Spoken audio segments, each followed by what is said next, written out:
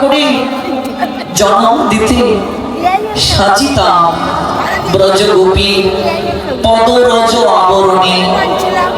তুমি যদি আমায় ব্রজে লতা গুল্ম করে জন্ম দিতে, তাহলে আমি ব্রজগোপীর পদরজে আমি আবরিত করতে পারতাম।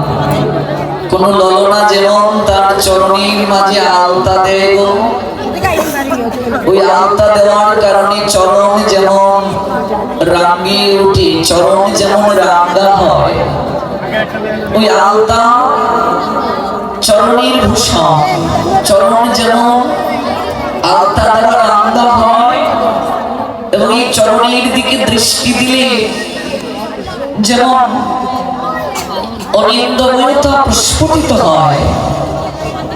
বন্ধু সুন্দরীর প্রার্থনা, তুমি যদি আমায় ব্রজের কুঞ্জবনে লতা গুল্ম করে জন্ম দিতে, কুঞ্জেশ্বরী এবং তার সখীগণ যখন, ব্রজ গোপিকারা যখন এই পথ ধরে হেঁটে যেতেন, তাদের কোমল চরণ যখন আমার উপর স্পর্শ করত,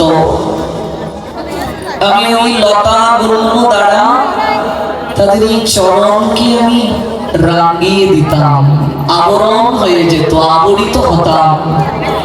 সাজিতাম ব্রজগোপীর পদরজ আবরণে, তাদের চরণ রজ আমি প্রাপ্ত হতাম।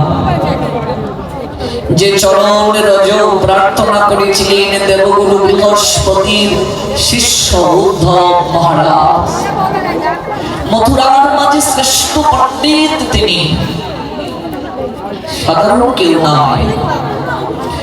মথুরার মাঝে শ্রেষ্ঠ পণ্ডিত, শক্য প্রেমীর পরাকাষ্ঠা। মথুরাতে উদ্ধব